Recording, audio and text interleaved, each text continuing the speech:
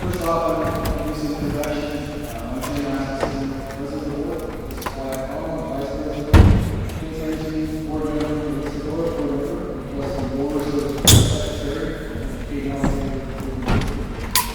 and then we've got Dr. Bernard, Superintendent, who wants to put blank motion. And our principals are also here.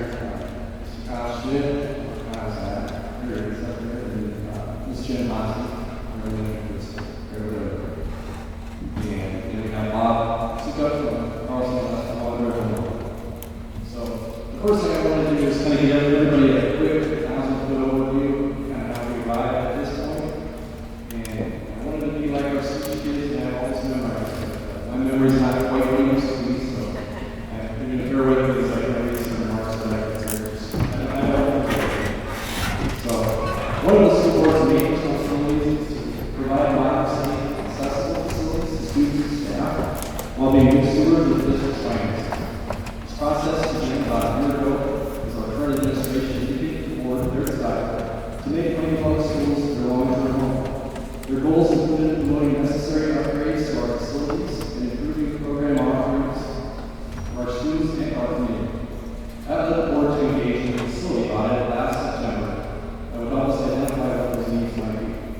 Obviously, the age of the 1920s building has been at the forefront of our concerns for a while now.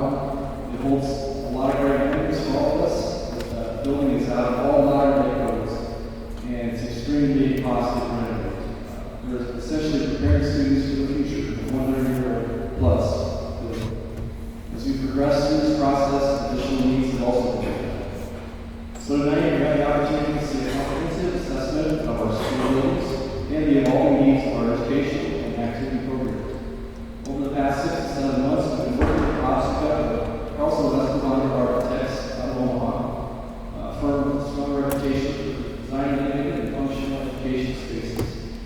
Their team has interviewed our staff and conducted a thorough analysis of our existing facilities, identifying both our strengths and, importantly, various workplace challenges, and where our needs are growing. They translated this detailed evaluation into a preliminary set of plans that provide us with a clear visual understanding of our current situation and potential pathways forward. A draft of the audit's findings was shared with the full board at our March 24th meeting. This will be the first time the completed version has been presented in its entirety, so we are excited to share the results with you. This evening is about transparency and open dialogue. We want to share these additional findings with you, our community, and begin a conversation about how we can collectively address our facility needs to support the success of our students for years to come. Bob will walk us through detailed findings and the initial concepts they've developed. We encourage you to share your questions or concerns with Bob, the administration, or the board at the conclusion of the presentation. Later, there's also going to be a quick survey that you will be able to answer via someone.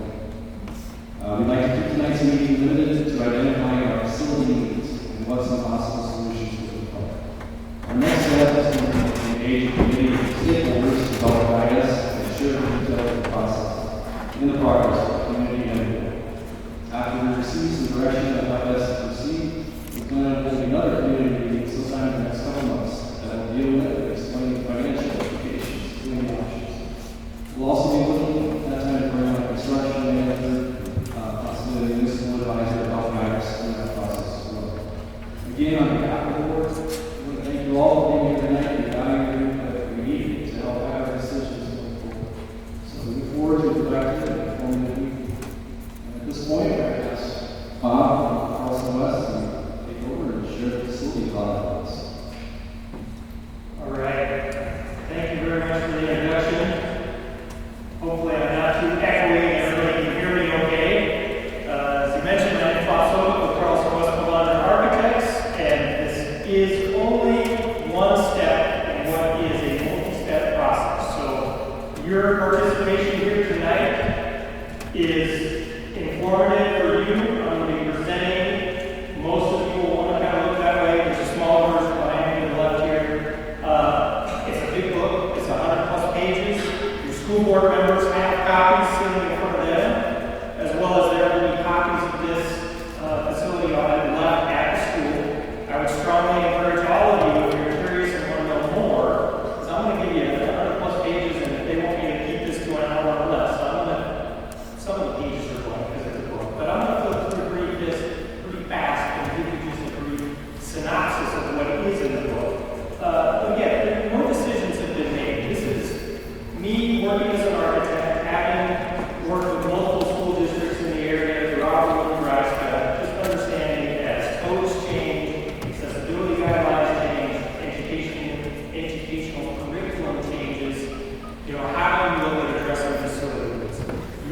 school facilities are no different than your own personal residences, your farm, your equipment. They all take maintenance. At some point, you've got to keep putting effort in maintaining the facilities, and then at some point, you've got to make a decision on, is there a bigger step that needs to be done?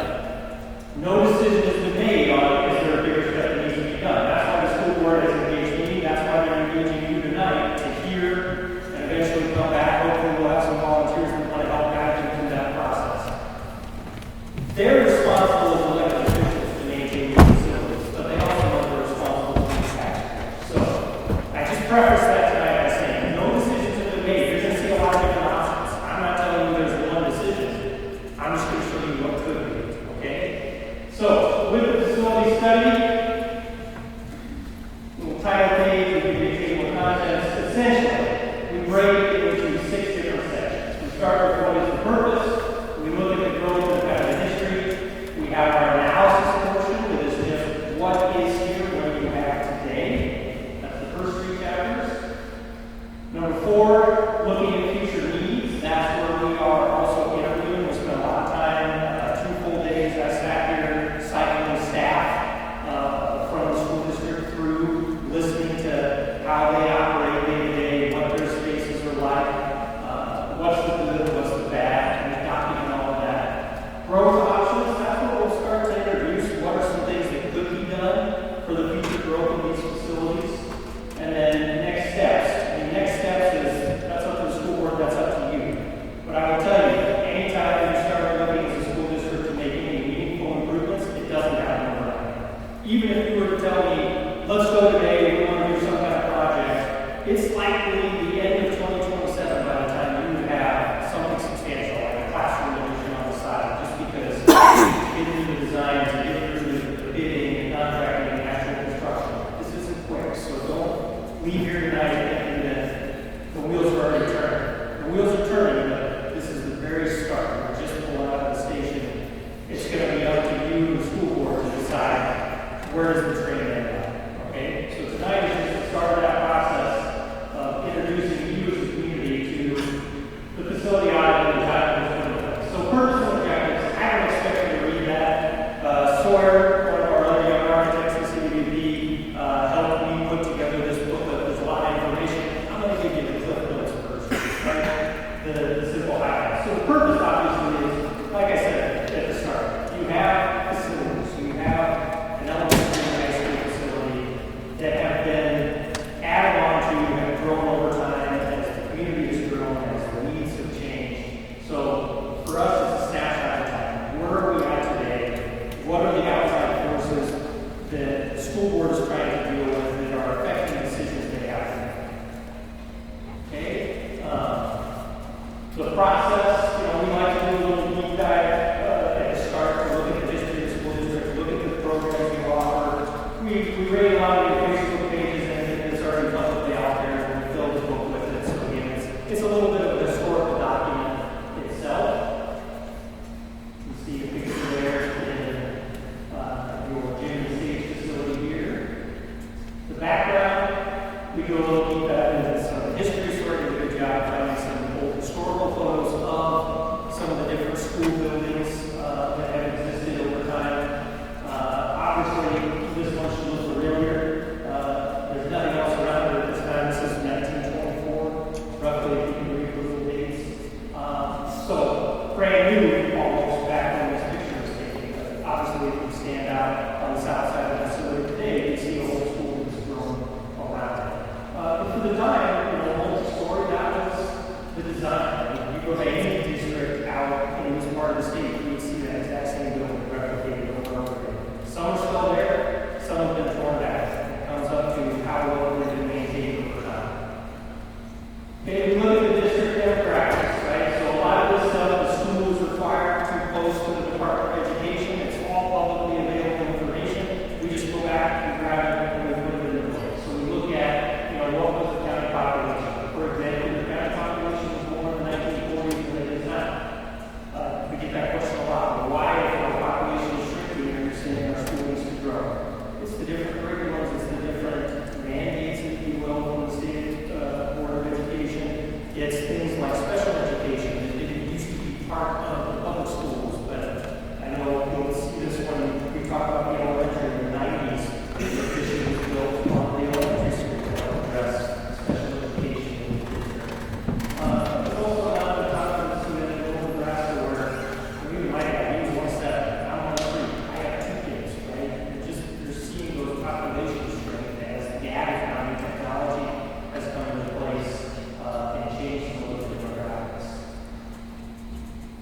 show charts going back at least 10 years. You can see, generally steady, maybe just a slide up there. Not your highest student population, your biggest student population was in the 1970s, and we know that before.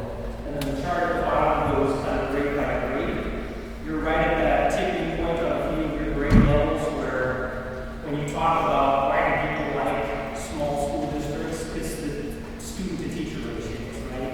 Once you hit the tipping point of about 30 kids, especially in elementary, it starts to get too big for one teacher to start to handle effectively and give you that kind of one-on-one instruction time. So about the point where you start to see grade levels dip to that 30 plus, then the decision is usually made to split them into two groups of 15, 16, 17, which is a more manageable class size for staff. So we kind of track through the year different grade levels in the student population.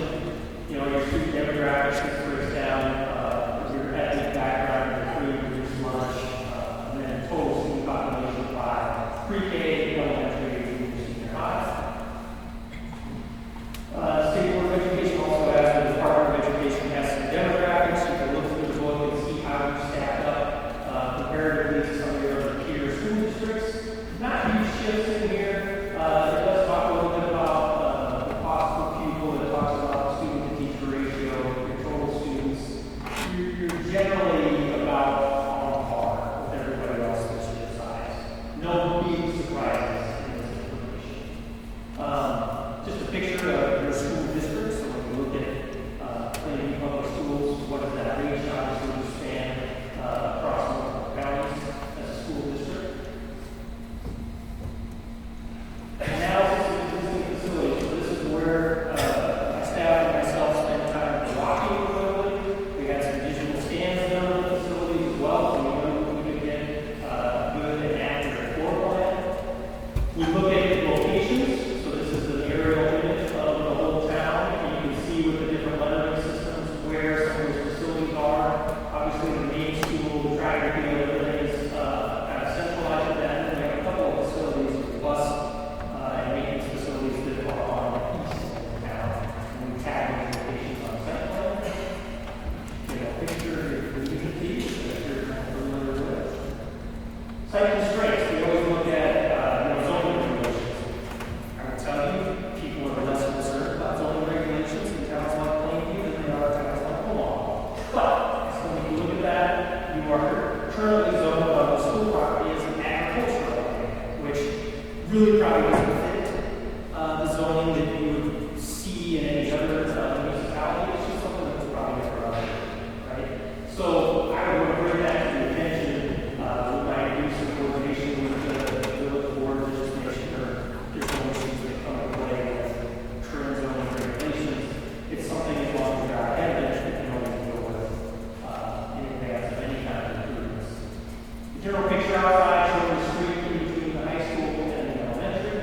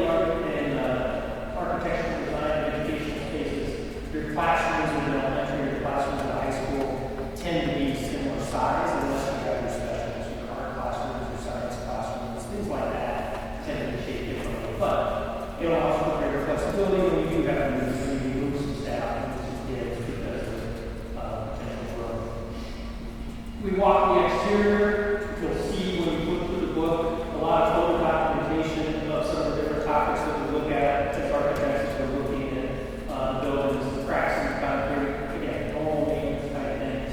There were some handrails that were installed on the east side or the north side of the elementary. There's some cracking. A lot of times that means something wasn't sealed right, with water infiltration into that wall, freeze thaw cycles, causing some damage. Nothing that can't be fixed with a little maintenance, a little sealant. Over time, sometimes things change.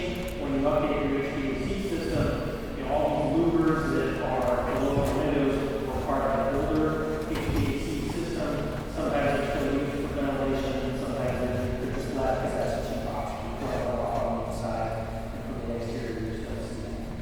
We've got some updates in the bottom left corner where you see some new panels that are not in the building. Some of that equipment that sits outside of that courtyard. Other things with the envelope there, again, we're just looking at what's the road condition, which here again, with the 2013 storm, the roof was fairly recently replaced. Pavement accessibility issues, we look at how do you approach the school. 88 guidelines passed in the 1990s are, I always get the question, are we grandfathered?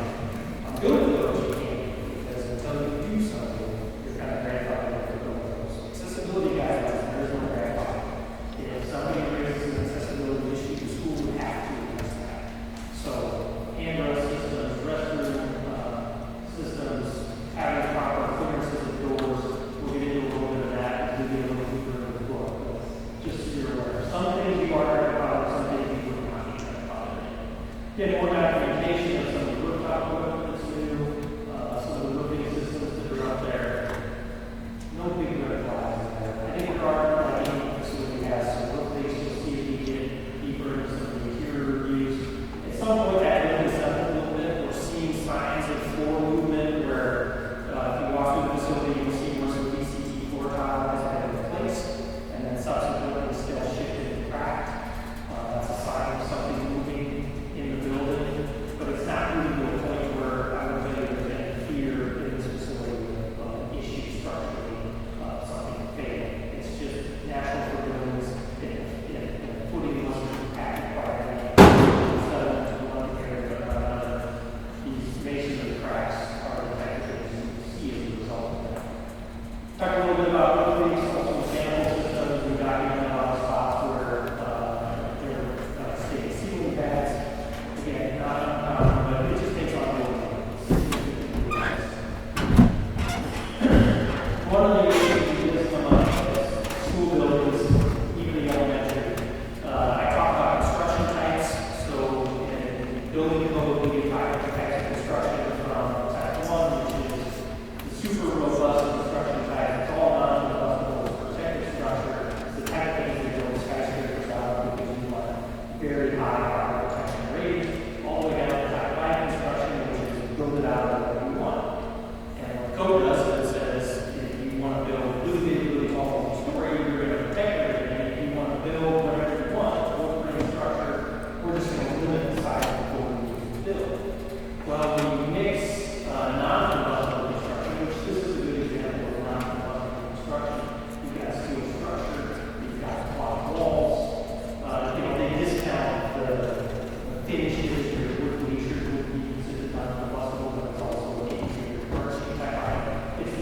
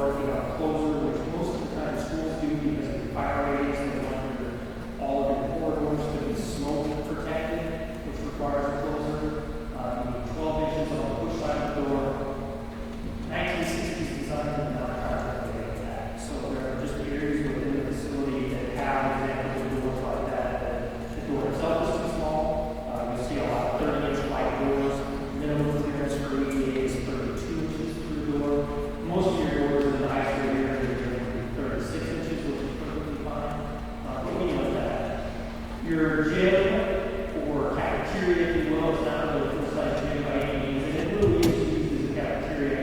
The one thing I know is the talking staff there that they wish they had is the ability to close that off. Right now, you can see it's open. One time we don't have the ability to close off, but they can't keep that hour for way to equipment set up in there. That is your only cafeteria space you use to travel back and forth throughout the day. So use that cafeteria space to get out of the way and start talking solutions as well.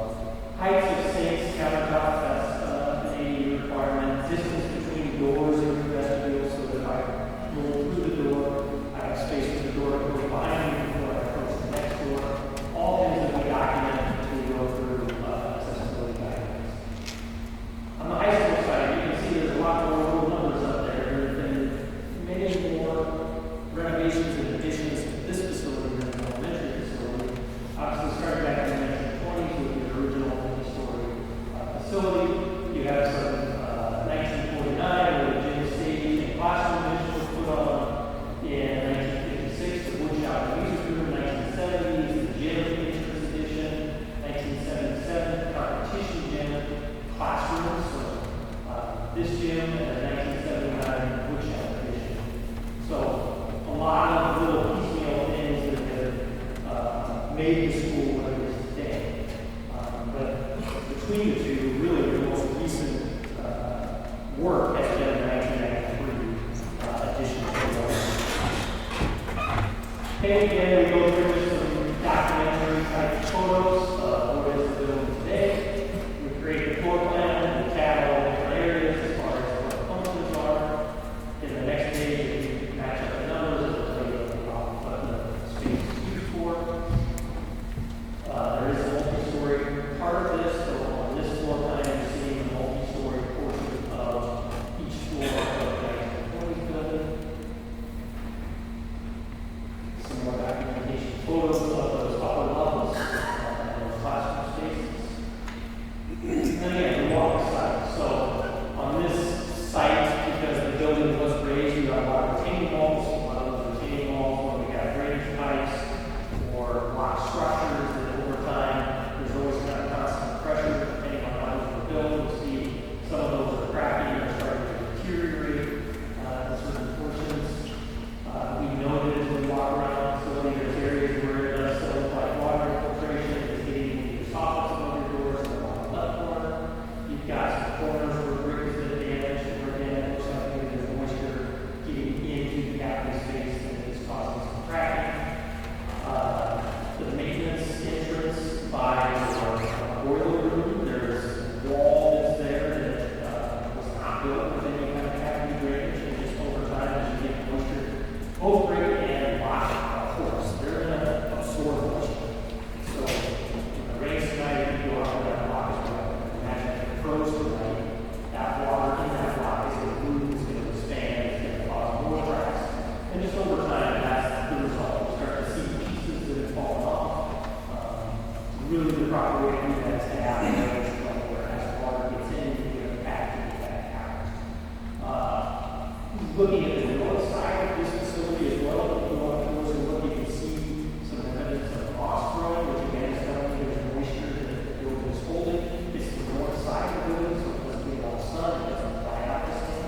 And if there isn't airflow through the cavity and that brick stays wet, that's when you start to see evidence of some of the moss that we documented on the north face of this facility. Any more notes about the envelope? You know, there's different things that are just maintenance items. We have areas where, even on the 1920s building, just the grout, more of the sealant that is replaced needs to be either retouched or the sealant to be applied. We do have some issues, coming out of maintenance stores, technically by the last fall. Any kind of asbestos that I have, whatever it is, we don't have that part of the building. Even the newer brand that we have outside solid entrance here, while it is a brand, it's also required to have handrails. There's no handrails on that, so looking at things that the fire marshal is going to come through as part of the renovation or addition project, they're going to work efficiencies like that. And at that point, when she starts touching the building, we have to invite the fire marshal to look at it. They have to write you a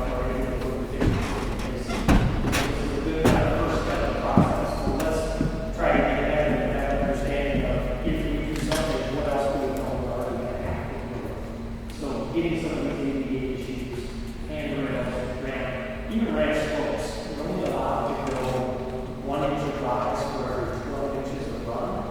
So if I have, for example, a stage here, and let's say it's 32 inches above the floor, in order for me to get a ramp to that, if it's not a mechanical elevator, if I just want to get a ramp, I have to have a minimum of a 32-foot long runway to get up 32 inches. And then the additional caveat beyond that is I can only go 30 feet before I have a 5-foot ramp. So now a 32-foot ramp becomes 37. And I got to split some of that. So that's why you see, even outside businesses, the longer path to get you there, because to be truly accessible, you can't have that slope greater than 1.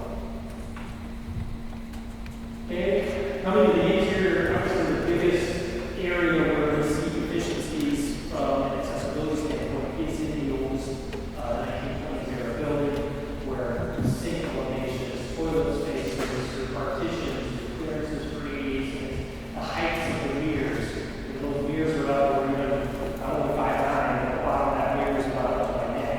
Accessibility guidelines tell you that bottom of the mirror could be no more than 4 inches above the floor.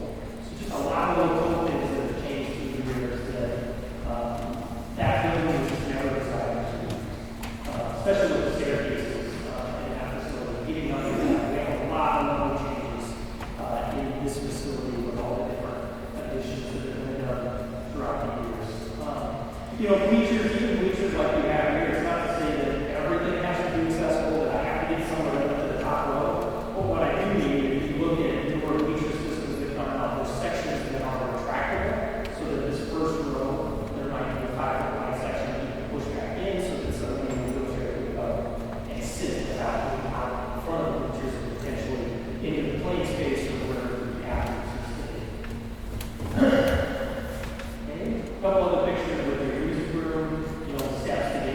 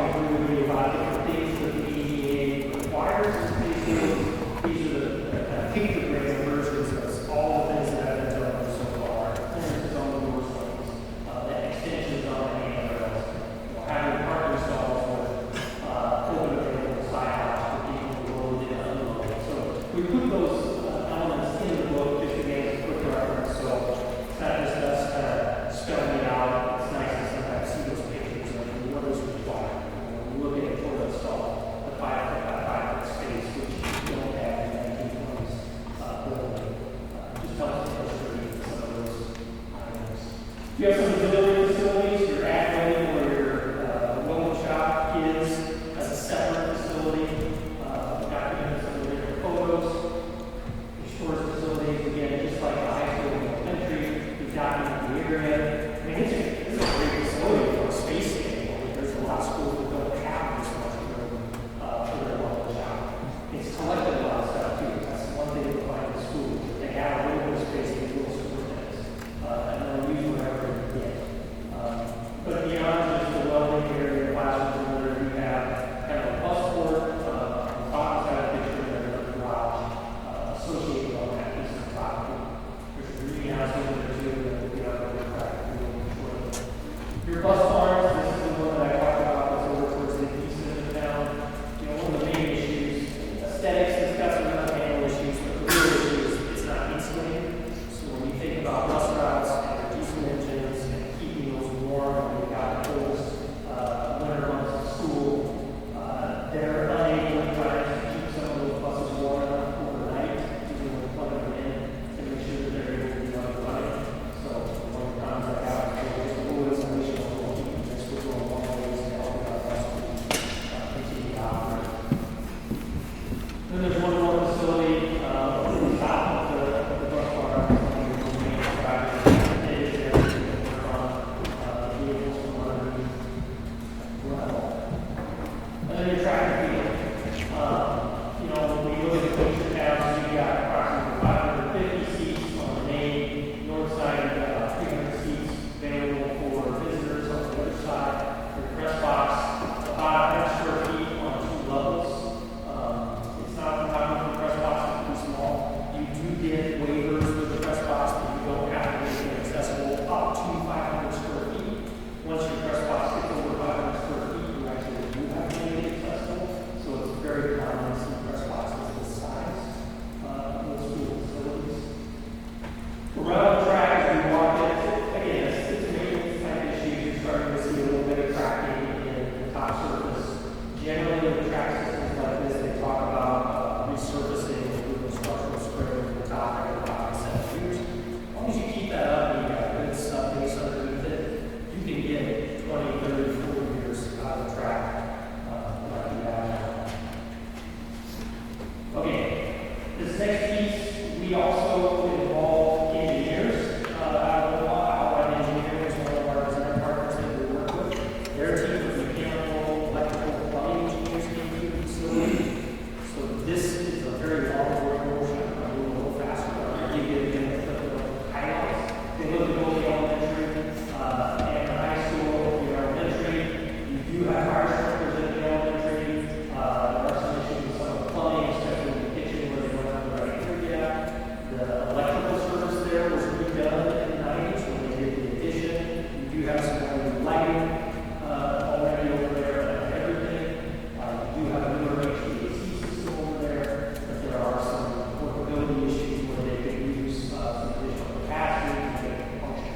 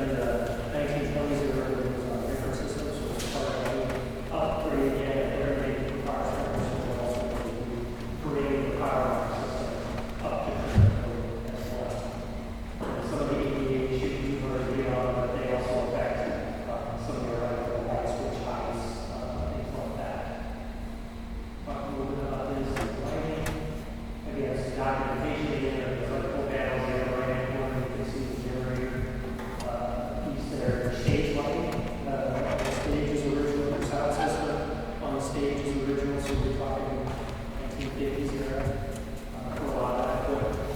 It's still in use. The bell systems, you don't have a good intercom system in this facility. That's part of being connected, having good communication with all the staff, and then you do have an issue people being able to communicate from the rooms, back and forth.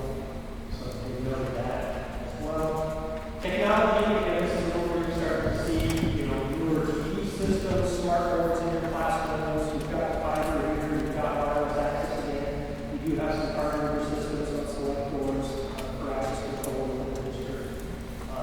So technology, again, one of the new improvements with some security applications, things like that, you've got to start with those items. Your ad building, that is definitely something that we started touching over there. We have to do a lot of automation, systems up the code, same thing with the ADA, same size, fire protection. We have smoke detection in the classrooms, but it's not up the code as well. Electrical systems, it's original to the building. Again, you get to the point of some of the switch gears now, and it's a problem system for those who can be upgraded. In the event that you start touching that building for an educational function. You have some security cameras, you have some technology in the classrooms as well. That's our part of our engineering field for that. Okay, future needs, this is where we start talking to the staff. We start brainstorming with them, give us the good, the bad. We took all those notes, you'll see at the end of the book, we put those notes in the book. What we started looking at here is where there's pinch points, where there's room for improvement. You have to read a lot of these image captions and look at this, the multi-level for the rest of the practice. The stage lighting, stage accessibility, some of the staff areas where you have a lack of space for certain teachers at the elementary for OT, PT, or occupational therapy, physical therapy, and then even in the disciplinary needs, if you're looking at doing improvements, is there opportunities for looking at daycare systems, pre-K, things like that. So something that the school, if they thought that was a need that the community wanted to see as part of it, we tried to look at how would that be. Okay, here's a couple of examples that I was just talking about on the left-hand side. This is over in elementary, where we have essentially spec services here. Some of those outside agencies that come in, they're working out of the storage closet. Okay, that's just the space that's available to them, without a room over there. And that's the things I talk about. Even though your student population might not be as high as it was in the 70s, the services that the school provides have changed, and the number of staff that are actively students have changed. So you end up with issues like that when you have storage rooms that are meeting offices. In the elementary, we also have a classroom to kind of essentially work through storage rooms, so a lot of paper goods storage, kind of teacher break space that's taken over one of the classrooms. And then here, guys, there's a lot of right-hand photo is a picture of either kind of 20 pottery classes. They don't have enough room in the art classroom, so they have to move that equipment out into the hallway in order to be able to utilize it. Okay, based on that, we started with the program. We kind of take this is where we as the architectural design team look at best practices. We look at what are the recommended sizes. I would tell you for a science classroom, it would be about 1,200 square feet, 30 by 40. That's to fit up to 24 science lab stations, a teacher demonstration space, movie activities, and a typical modern high school classroom science lab would use. So we put all those components together just so on our end we can look at what are the spaces we need to look at, what's already here, what are spaces that we can renovate, what spaces we need to be provided new. And we did this between a couple of different options. The second option, this was looking at a reduced scope, so much less square footage to be replicated or replaced. A picture of what we're going to do. Gym. And then we're going to talk about growth options. So from all of this information gathered, from our documentation of what we know is here today, the needs and the things that we've heard from the staff, we start looking at architectural solutions. And what you're going to see here are multiple options of two themes. One theme that is all-encompassing from everything we've heard, kind of the maximum side of things. And then option two is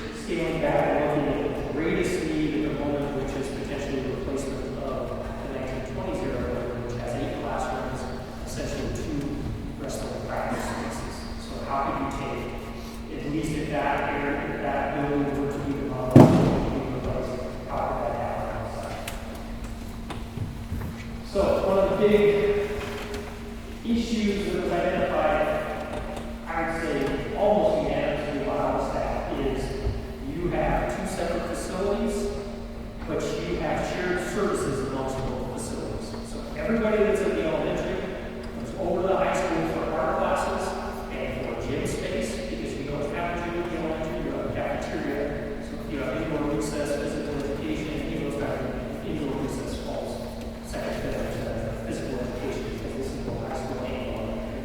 But you're constantly walking kids back both ways. On the high school side, that's your little cafeteria. So everybody who's going to lunch is going across the street.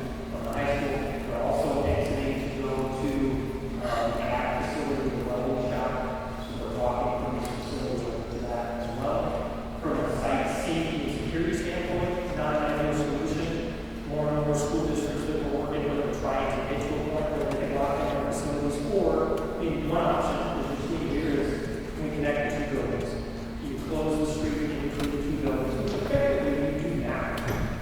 During the school day, they put barricades up, and you are not allowed to drive from east to west through the street, because they've got kids driving around. So this option, the more this is like that, to rotate the plan and stretch along tracks on the left-hand side. The big green blocks are new additions. The blue areas are areas of proposed renovations. So the kind of right through the street, as you'll see, we'll have some more detailed plans in further pages. This solution talks about one facility solution that would close off that gap. We would even probably repurpose your ag facility for welding and woods together. It could be reused for storage needs, and storage, bus storage, things like that. It's not saying you have to get rid of the facility. That's one option. In addition, on the elementary side, looking at expanded pre-K and eventually daycare services. So that's the blue and green squares on the left-hand side of the elementary. Paved parking lot. Right now, we're doing street parking. It's very spread out. If you have a big event or something just happening some off street, or collective parking, so you're seeing that kind of to the east side of the elementary currently was not all over the playground, but some kind of background where each of the livers are still going to come around that side, so we'll kind of make sure we maintain some of those pathways. But this plan relies heavily on the ability to close the street and the ability with removal of 1920s era building and part of workshop, bringing all of the curriculum together under one roof. And by doing that, there's a couple different ways we can lay that out. And I'm not here to tell you this is the solution, because even as we look at it, there's multiple competing elements that I would tell you I don't think necessarily solutions to be the biggest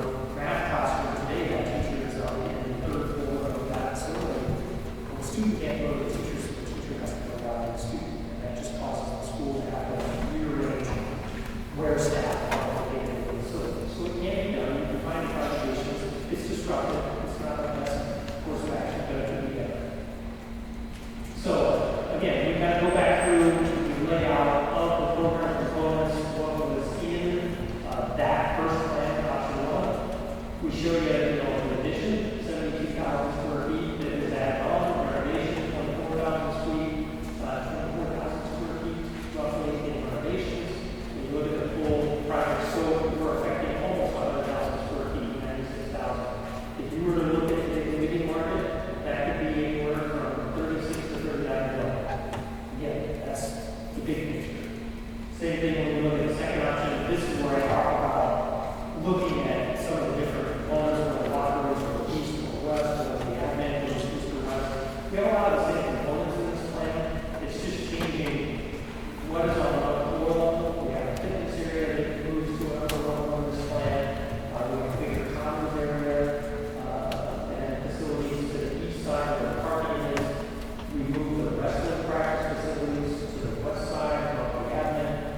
But again, it's a very similar kit parts. So there's a lot of ways for us to manipulate this.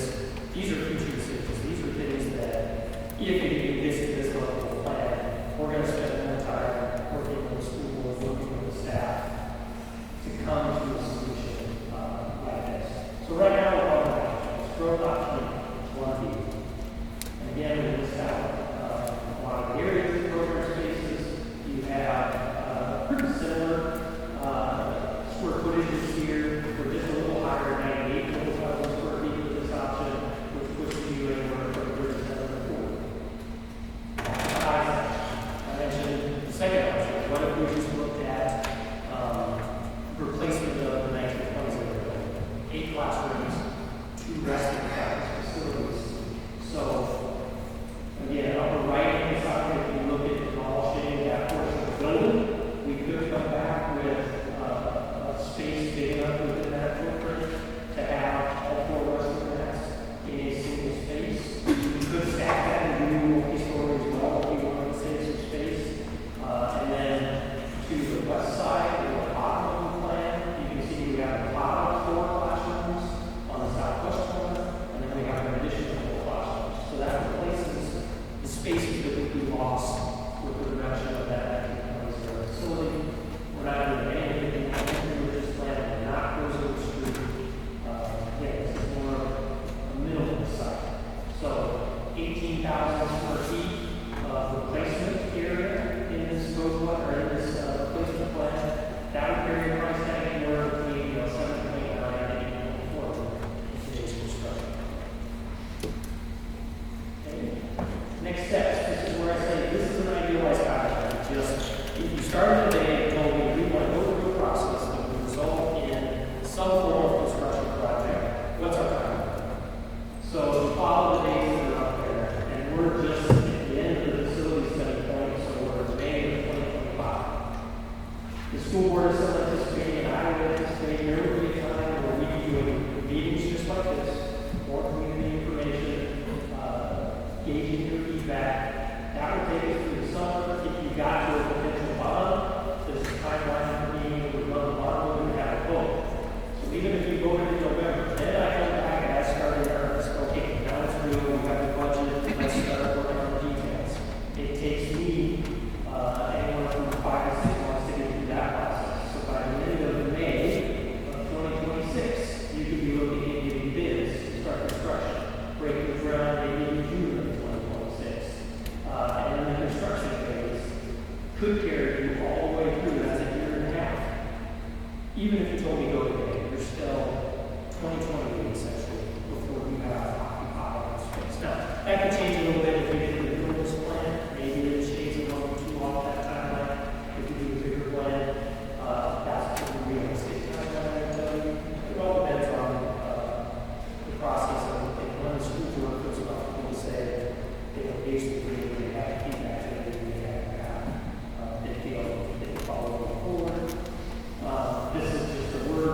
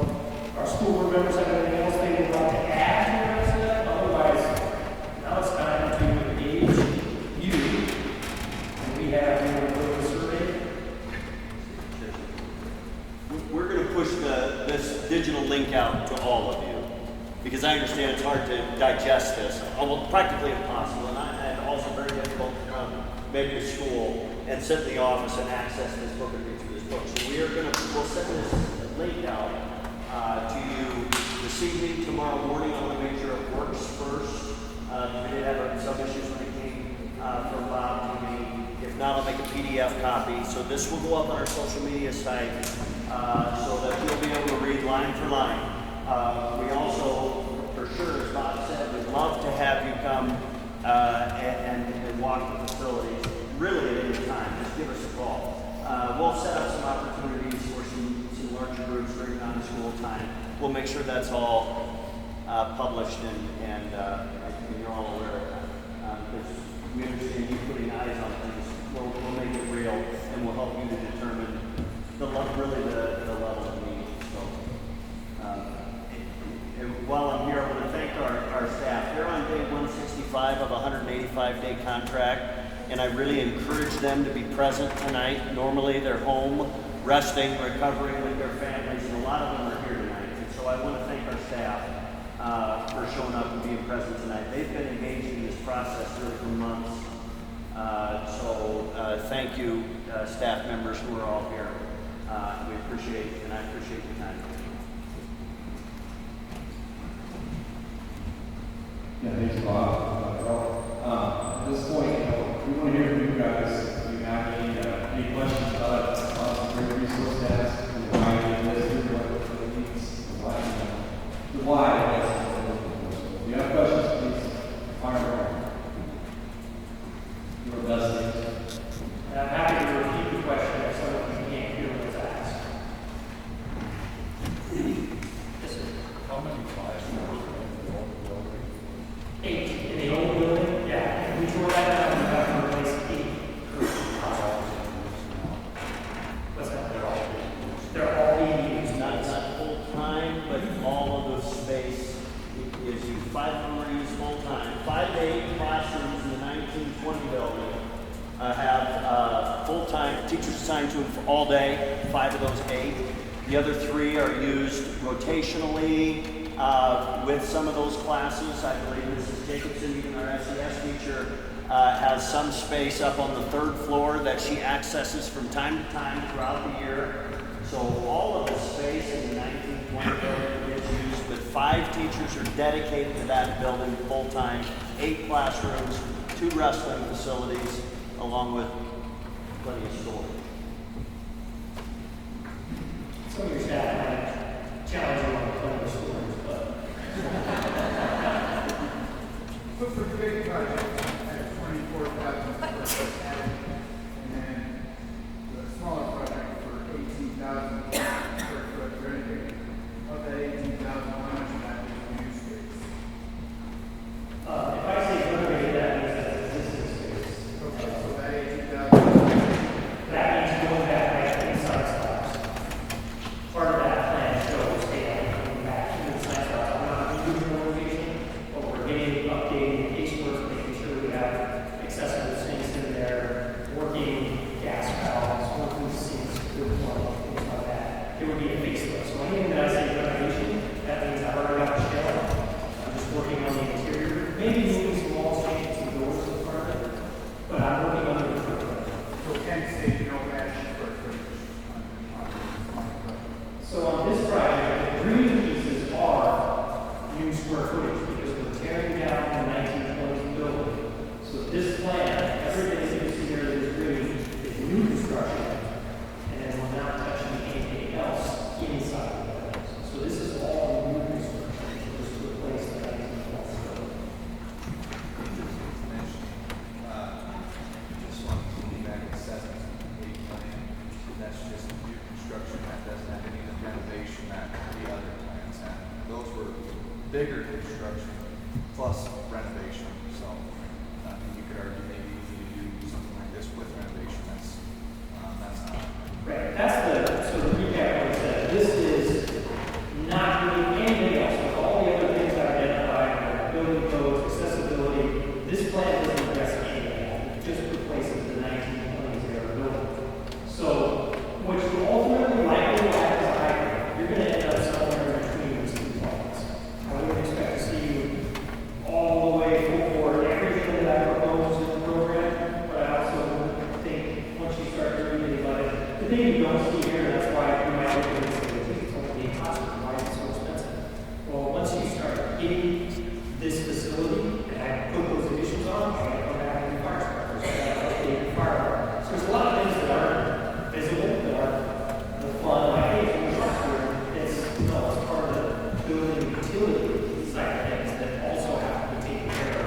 even with the minimum product. So you're talking about 8 classrooms there that replaced that was 8, right? Yes, 8 classrooms. But didn't you say there were some wrestling Yeah, so areas? on the right-hand corner, see the little circles, the 4 circles? That's the restroom room. That sits roughly where 1920 building is now. And then the other boxes to the bottom, there's a long line and then kind of in the center of the plan, those are 4 classrooms. And then there's another square box, 4 in the square room. That's the other 4. So I have classrooms to the bottom of that plan, wrestling to the top. Okay.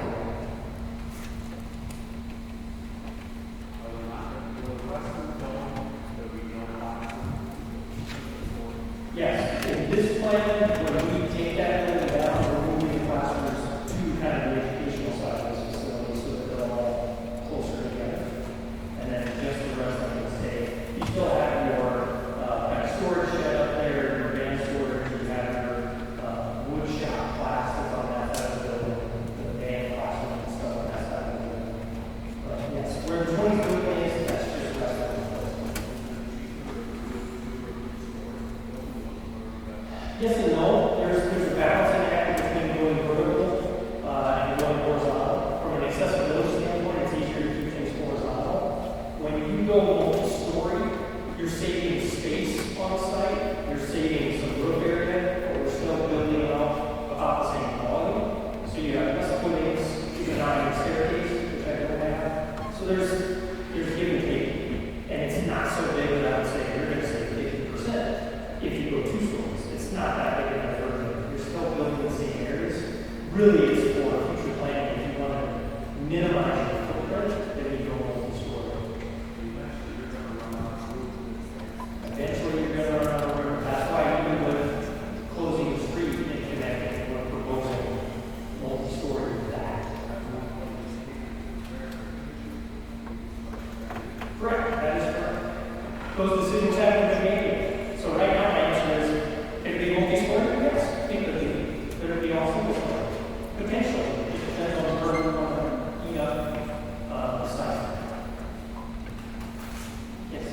So a lot of this that we talked about is mediating lines and all this, so I'm assuming school knows section 5 and then you want to follow that for mediating lines and Do you have that?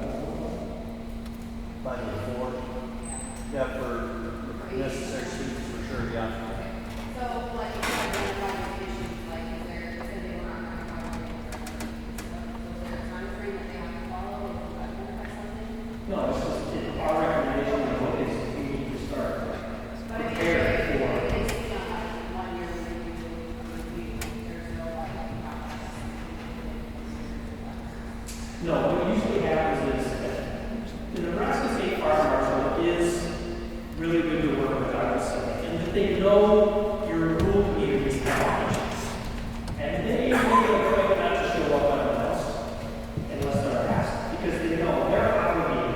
If they walk into this facility and they see that you don't have direct emergency lighting, that you've got extension cords, plugged in, right? That's a good one that always gets that. They have to write you up, and you have to tell them. So honestly, they try not to know this. If we go through a process like this where we know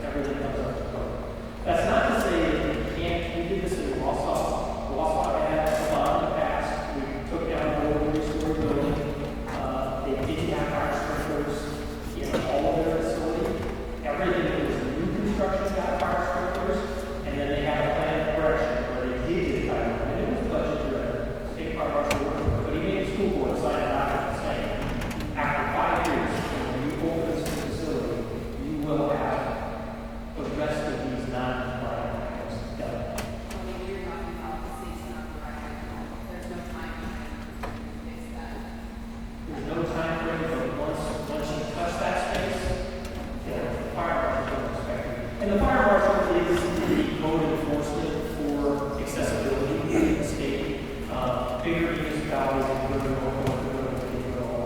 they deal with it with the city. For you to Plainview, would be the state fire marshal. He's looking at life safety fire code out here, and he's looking at accessibility guidelines. Yes.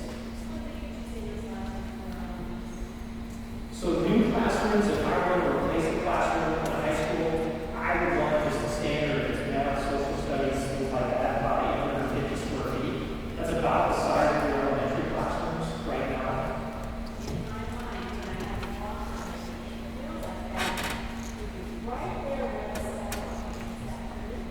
On these plans, not quite, not all the way to the street sidewalk, but it is going to push closer than it is now. And again, we have enough room to do what I'm doing here. I will tell you, I was questioning whether or not the shortage is over the property. I think it's right on it. It's close.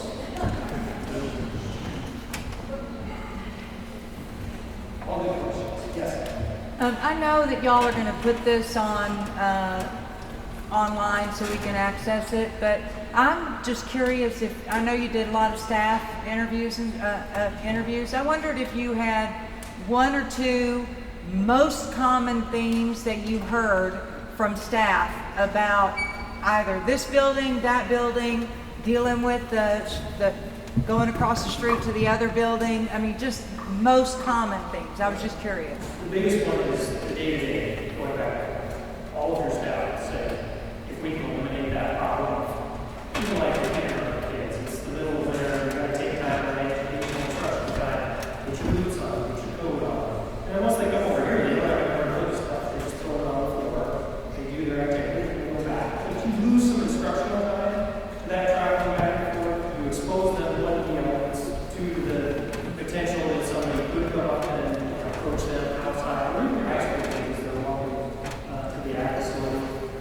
Storage space, and that's any school space. It takes a lot of stuff, a lot of materials, engaging with kids, doing activities, arts and crafts, anything in the classroom. There's just storage space that every teacher is going to need. And then a lot of the staff is concerned about when we talk about the periphery, kind of accessory retirees, or OTPT. A lot of the staff, even if they have a classroom, they interact with those other outside agencies that the ESU provides. They see that they're in an old storage closet. A lot of them said, yeah, we need to do something to make that situation better for, not just for the staff that are having to work. I mean, imagine if somebody told you in your house, okay, you can live in the house during the evening times, but from 8 to 5, you got to go in your closet, in your bedroom, and work, right? No windows, your house for that matter. But it's also for the kids. If you don't have the proper spaces for those interactions to happen, it either happens out in the corridors, where they just don't have any space, and they sit down with the child in the corridor. It can be stigmatizing at times. You've got other classes going to lunch, to recess, to whatever, and there you are, you're on display as a student out in the corridor working with somebody. So space needs are an issue, not just for their own classroom, but for their teachers, faculty, and things like that. Accessibility, I mean, staff here sees it where they have students that have issues with stairs and things, they know that's an issue, they want to see that addressed. And it's all out there. I mean, you can read the book, you can read through those lists of everything that I heard is in the book. Go up there.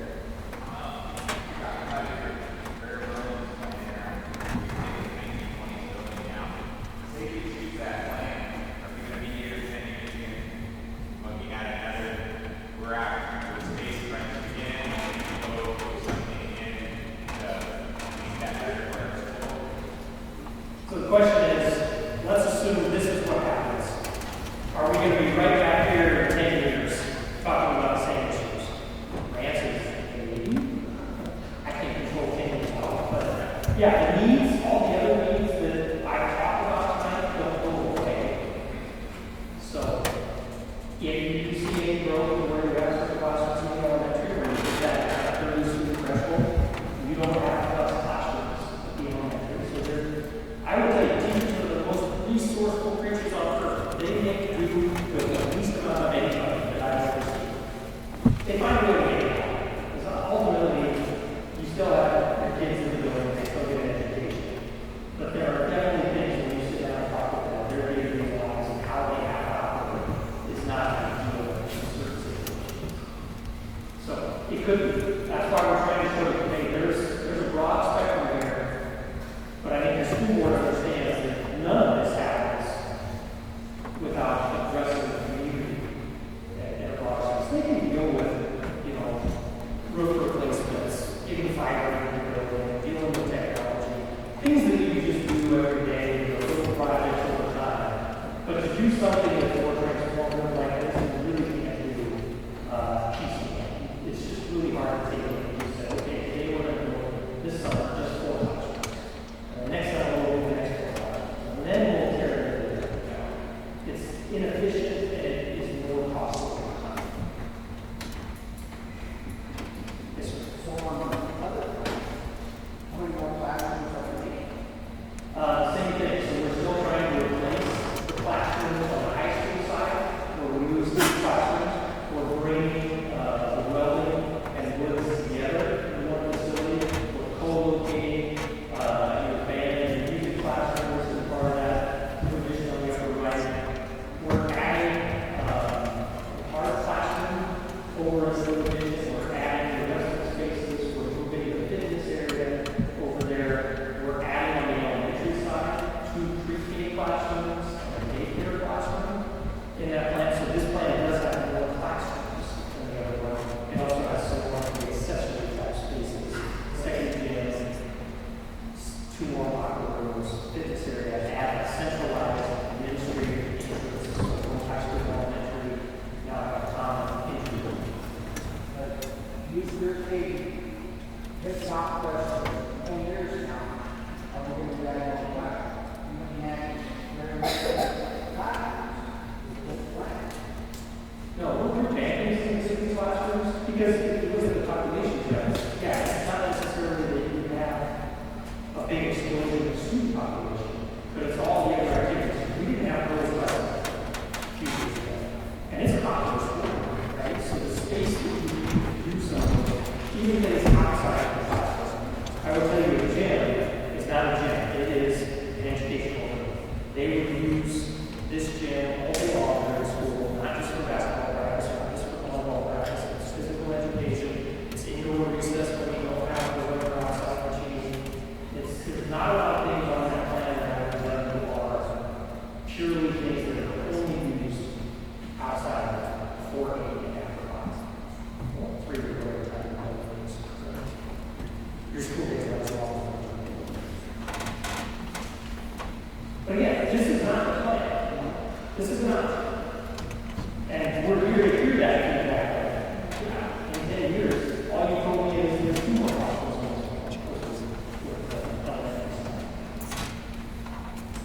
Technically, we gained 2 kindergarten classes here 3 weeks we had common use center.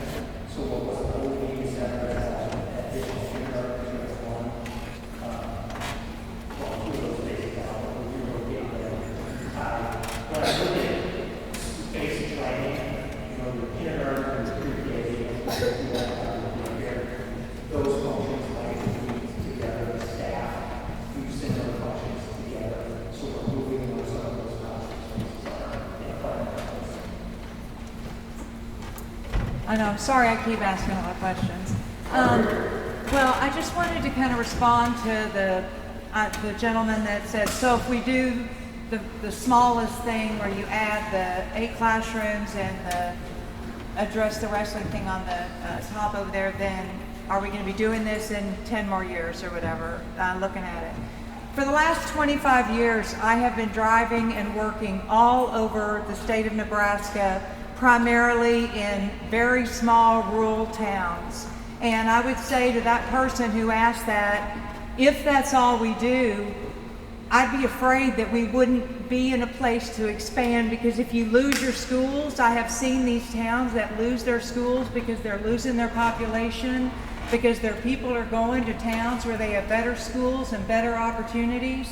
So I think we need to be thinking beyond just meeting an immediate current need that we have, so that we aren't in 10 years, it's not that we're now having to add more on. We're already full because we have built Plainview, because every town I go in, I deal with the city councils, the councils, the village boards. I mean, homeowners galore I have dealt with for 25 years, and they leave because of schools and they come because of schools. And so, you know, I'm not saying that you need to go for the Cadillac version. I'm not saying that's what it needs to be, but I think that at least I've just seen it over and over and over again, that if all you do is try to meet an immediate need, we're not setting ourselves up as a school and as a community for more growth. And if you don't allow and set yourself up for growth, then you have no way for your town to do that. And as a school, I hear people all the time talking about, like when they combined Orchard and Ewing and Clearwater, yeah. I mean, I work in all three of those communities, and every one of them thrilled to death about all the new things that they have in the school, that their kids have, all the opportunities, the space. I mean, I just can't tell you how much I hear it over and over again. And so people willing to drive for their kids, you know, it's okay. So again, I'm not saying you need to go a Cadillac version, but I think if we think all we need to do is just deal with replacing that one building, we are being very short-sighted as a community. If we want to grow this community, we have to have a school prepared. Don't you hear all the times about parents wanting school choice because they want to give kids better opportunities? We need to think about that as we look at this, because I don't want people taking their kids out of Plainview to go somewhere else because they have better computer opportunities or technology or facilities or whatever you want to call it. I think we need to think about those as we consider this as a community. Just while we've got this option up here, I think it would be a good opportunity maybe to address Woodland.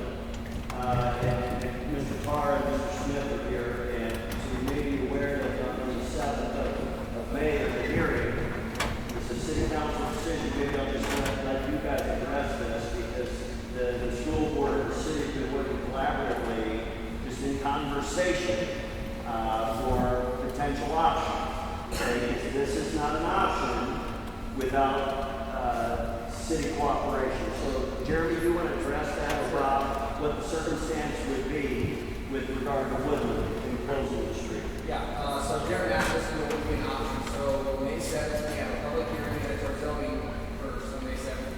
And they will give a recommendation, later based on the recommendation of the city council. And then May 13th, we'll have another public hearing for the community to come in. It's really set up, the way we kind of set it up was we would shut it down if the council so choose, if the bond passed. So if we go through all this and the school or the community decides not to utilize the street, it doesn't shut down. So it would really be set up to if 51% of the voters approve to shut down Woodland and vote for bond, it would be approved if the council approves it out. Or if the council chooses not to, then it won't be an option.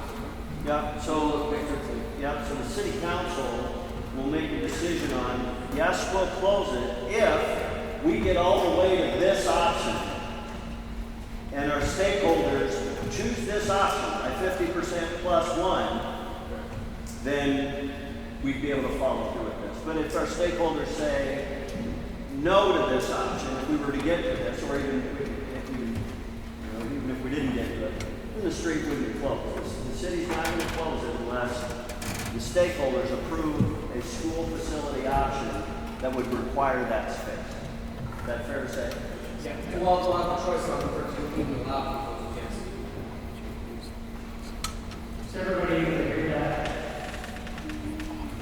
Yeah, and combined with that, you're aware that the city has accepted bids to pave Lincoln Street. street obviously is the ball field street that goes behind the manor and behind the football field. So that's not automatically a done deal. However, if that does happen and that's a city and school expense, which is ultimately obviously a taxpayer expense. But if that happens, that's another east-west corridor, which makes it at least a more viable option to lose Woodland if you have Lincoln Street as a good east-west corridor on the north side of Plainview. Where's the entrance of the school on this? Like, say, This plan, the main entrance will move to the west side, just about dead center of the tall rectangular green box that's over the street now, over Woodland. It will face west. So, this side is right center on the street, essentially. That will be the entrance. South But that's, again, this is an option. I'm not saying that's where we'll end up. It might face east in a future plan that considers different program spaces or reduced program spaces.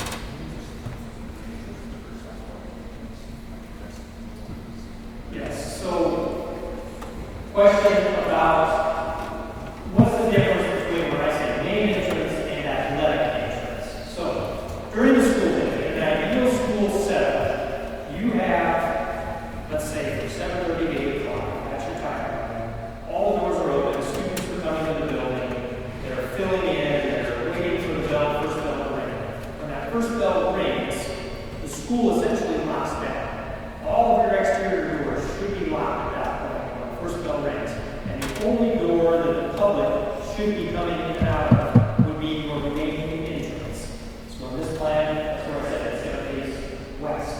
If you try in the middle of the day to go to the east side, where there would be a door, it would be locked. You got to go wait again. You would be forced to come around and interact with school staff at the main entrance.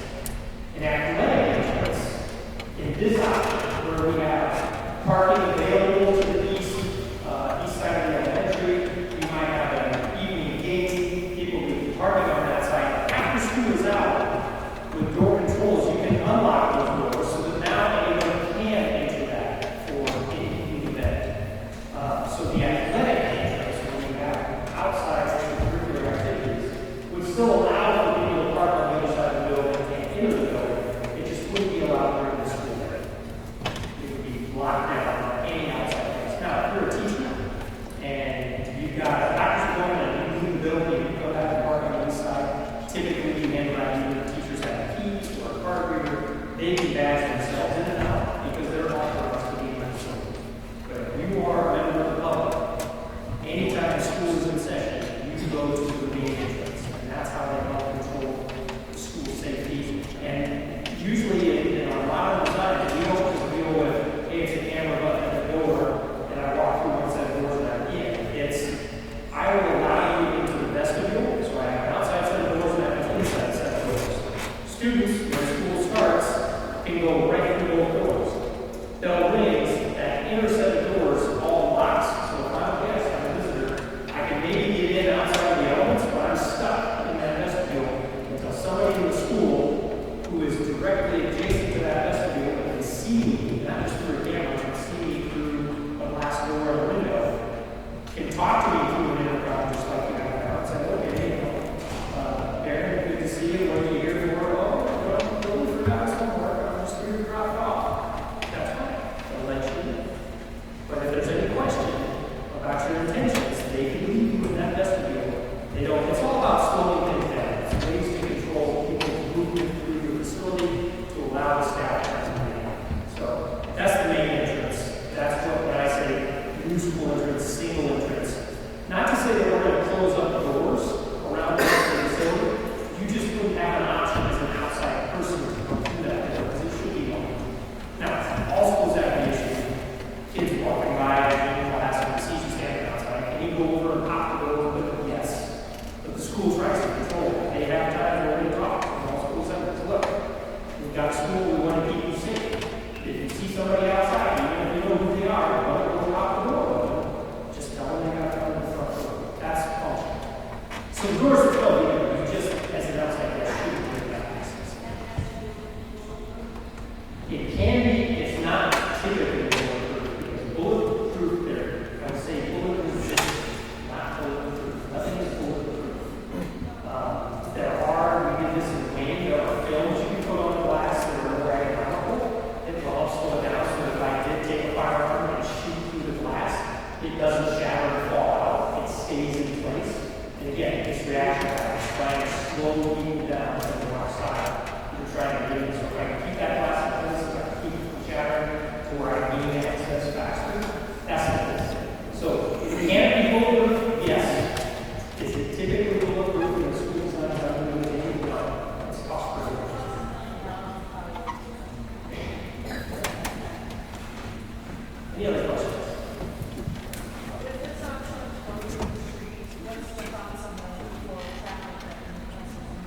So the question is, with this option, if we close the street, what happens to traffic flow?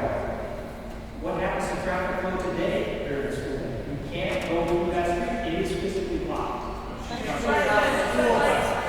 Oh, school buses. How do we deal with school pickup and drop? Again, it's going to depend what the final solution is for which way the front door goes. You would still have options to pull up adjacent to the street and unload kids to any of the doors. The school would have the ability to say, hey, elementary, I want you on the east side, high school, I want you on the west side. Those are decisions that can still come, but it doesn't have to be a single drop-off point. They will have some flexibility just with the way the door controls work, that you won't have to try to follow every bus to the same spot if you choose not to. That's getting a little bit into the weeds. I would tell you, I don't have enough information to tell you this is the proper solution. Okay. Anything else? So if you do this one, are you going to be able to Yes and no. Certain portions. So ideally, That question is very good. if we do this plan, can we still have school? The answer is yes, because it would be phased. What you would end up seeing, you would have to very likely reach your elementary. Instead of coming through your main entrance, you're probably going through on the other side towards the back doors temporarily. So they're going to, working with the construction management partner, that's why I recommend the school board, if you go down a path like this, it's helpful to get a contractor on board early in the process, because they are a valuable resource when we start asking questions like that. I would tell you, yes, we've done projects as complex as this, building around an existing facility, but it might be phased, right? So the first step might be, let's close the street, let's get the spaces in the corner between the buildings built first, so that once that's done, you can utilize some of those new spaces as flex spaces, so they might not be in their final intended use, but you could flex and hold other classes there, so that once you tear the 1920s building down again and start to rebuild those classrooms, you have space to move kids to.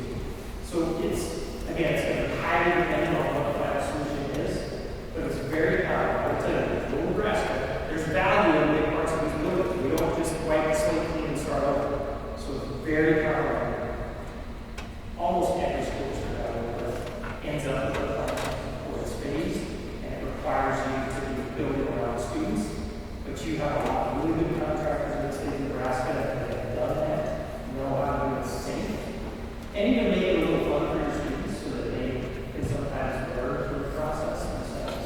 Or at the high school level, maybe engage and get interested in it. If they are working on it,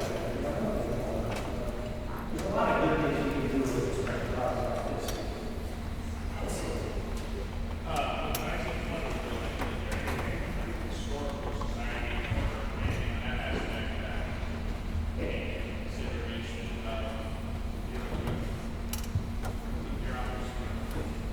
The question is, with that 1920 building, is there any historical considerations, bureaucracy of this whole process? Simple answer is no, unless you go to the State Historical Society and ask for funding, which you would be doing.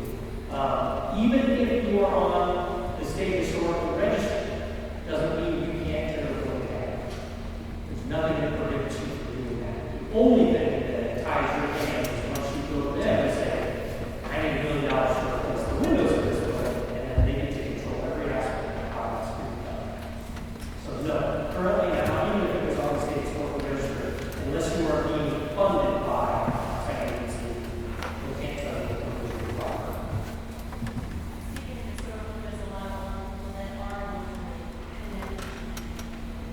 This is some way,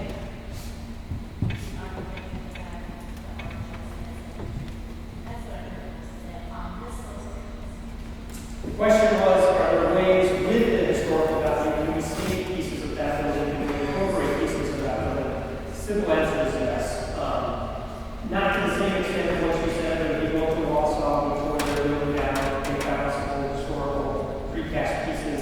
We built that into the interior ramp walls, reused some of the brick, did the same thing in the wall when they tore their 1923. They actually recreated some of the cornerstones from all their districts, and that's an entry element to their new school. I love to do that as an architect. I hate to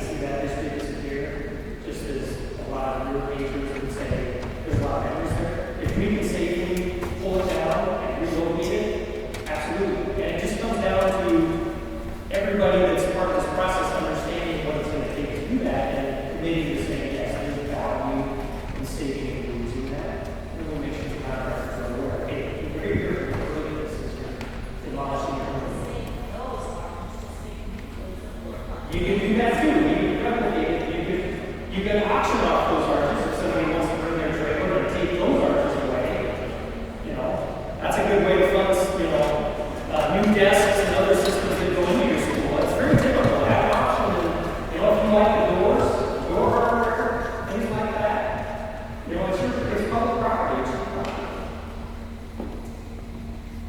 Anything else?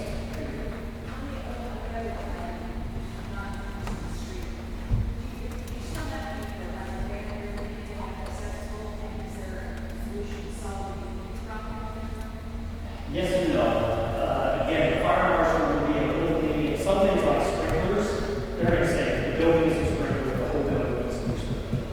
When it comes to ADA improvements, just because, let's say, I come in and I fix these restrooms, doesn't mean if I don't touch them, I can go fix the restrooms in the line. So they're a little more selective how, from a fire marshal standpoint, they might enforce. He wouldn't go through the room because, again, if I told him, hey, my scope is just in the same place when you come look at this building. Don't go over there. You won't go over there unless we walk in. So there's some big difference. Ideally, if you're going to go through the steps of trying to say we need to make it an accessible facility, you're going to try to have all the restrooms. But it comes down to right? Ultimately, if the budget will allow.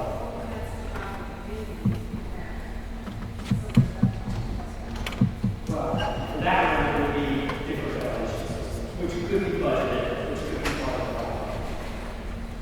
But again, that's what I'm saying. This isn't, we show this as it's a replacement of 8 classrooms and 2 respirators, but not anything else. The financial can be out. It could address, it's just where's it comfortable for you as a community? Is it down here? Is it up here? Or is it somewhere in between? My bet tells me it's somewhere in between. And that's why we're using you all tonight. We need help getting to that balance. I would encourage a growth mindset here, if consolidation is on our horizon. We want to be attractive to other communities that are losing their schools. We have the other one over here said, if the school dies, just happens. Thank you, Bob. Hope. Engaging in the survey. Yeah, let's, so what I don't want to shut anybody out, so you can question. Go. oh, okay, let's go. Well, I kind of want to, this is consolidation is something that's, kind of considering now. Is that something with this that we should be considering if we're only really basically replacing classrooms? Is that something we should be considering to make space for the growth of the future, or are we just really basically replacing right now? I can't answer that question. You need to answer that question. I can look back into the process of what really goes into tell you have to do what's best current common practices for education design. But when it comes to the details, it's you as a community and it's your school board who you entrust as an official to make some of those decisions. That's up to you. And that's where's your comfort level with the size and scope of these projects. So the concern was if consolidation is an issue, should we be looking at the bigger plans? That's for you to answer. That's why when you got bottom line, it was below the people. And in the state of Nebraska, 50% plus 1 is the threshold we need to pass a law.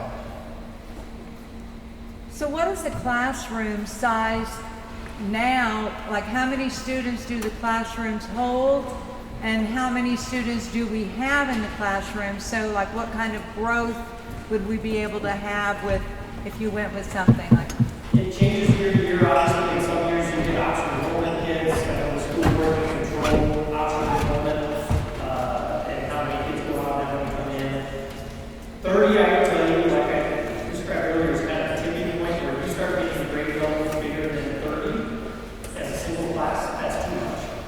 And you look at splitting it into 2 sections of 15. You're not, the majority of your classes are not 30 or higher, right? After year 12.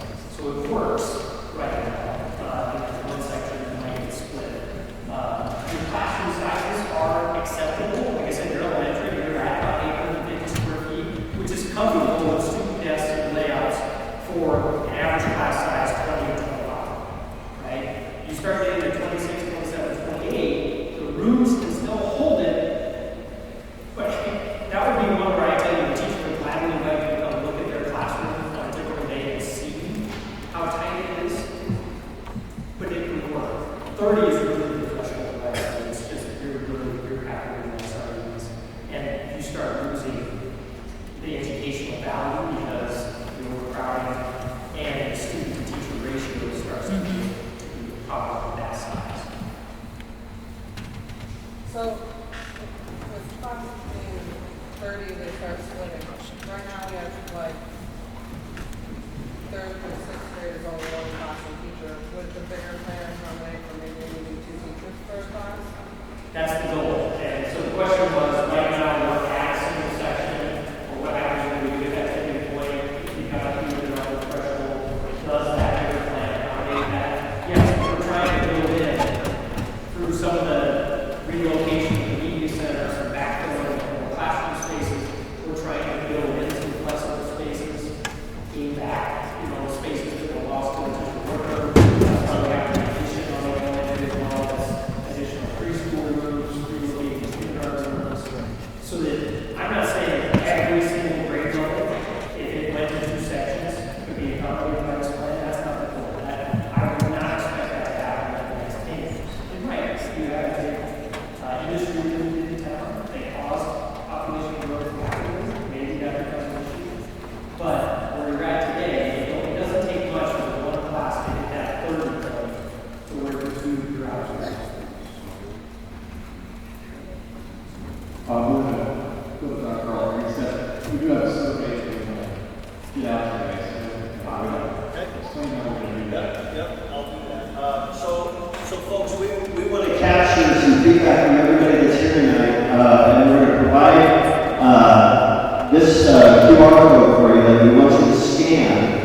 It's a 4-question survey. If you prefer a hard copy and a pencil, Kyle and Jen have those, so just raise your hand if you prefer. If you can't capture that for whatever reason, if you prefer a hard copy, Kyle and Jen will provide that. We're going to push this survey link out on social media as well, so folks that couldn't be here tonight, all of our stakeholders are going to be able to provide some feedback to 4 simple questions. Okay, you will have to sign in with just an email, because we want to make sure that we capture just one survey per stakeholder. Okay, so you do have to put your email in there, and then when we have the results, we'll be able to filter it by individual. It's anonymous. We just want to make sure that everybody just takes the survey one time. So if you want a hard copy, raise your hand. Kyle and Jen will bring you a hard copy and a pencil. 4 simple questions. 4 simple questions on the survey. Teachers that are here, you need to take it again. Yours was a practice the other day. We'll give you a hard copy too. We like all those practice things. Teachers, staff, if you're here, because they got a preview of it. They got to practice it on Friday. Okay, so we'll give you just a couple of minutes as you're taking that. And after Mr. Rasmussen adjourns the meeting, we'll stick around. If you want to stay and ask us individual questions, or what's the next step, we'll be trying to engage with a select group of stakeholders, a more manageable group of stakeholders, to help guide us through and guide the board through this process. And so we'll contact some of you, but if you are interested in, I want to be part of a strategic planning group for where we end up here. If you're interested in that, let us know. We'll have you just write your name on a back piece of one of our agendas, and we'll engage with you and let you know. And we will expect you to attend 5 or 6 or 7 meetings over the course of the summer and into the fall. But the board needs your input. And needs your feedback. So just a smaller group, cross-section, hopefully, of our stakeholders to engage with the board a little more intimately in these large group meetings. We'll probably invite them to a community meeting if we get a little closer idea of the scope and what a tax impact might look like. And then we've got some other folks, municipal advisors, fiscal agents, or construction managers that now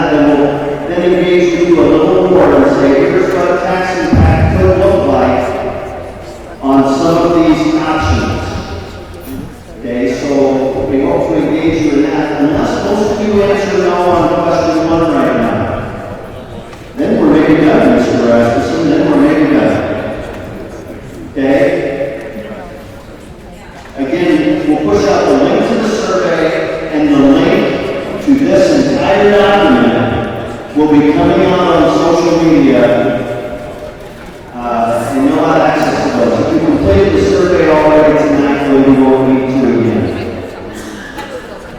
They need to slide over to get forward.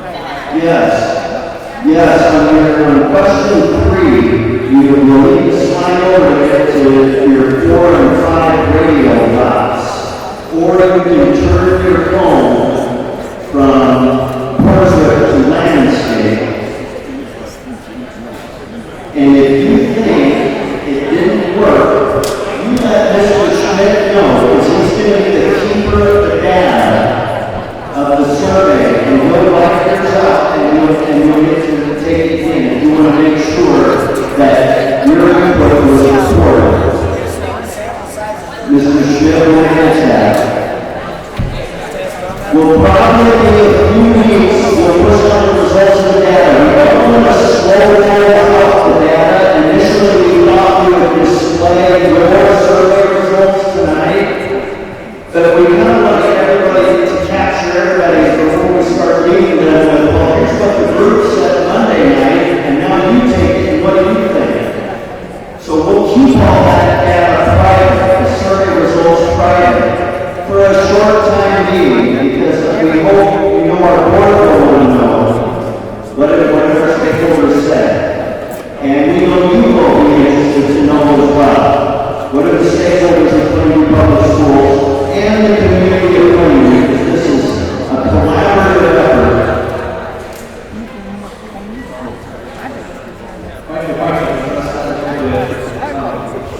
Some of the options for this plan are, we talked about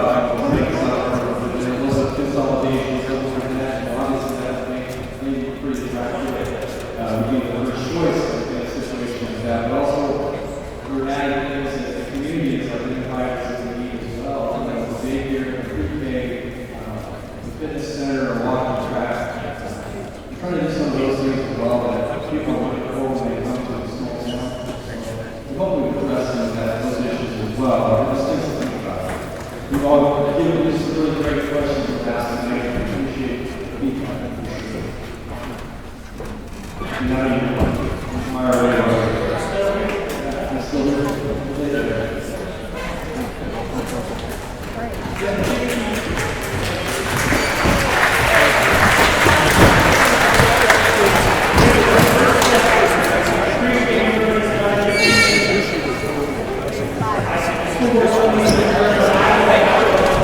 Weird how things go around. School here, now you're gonna throw this in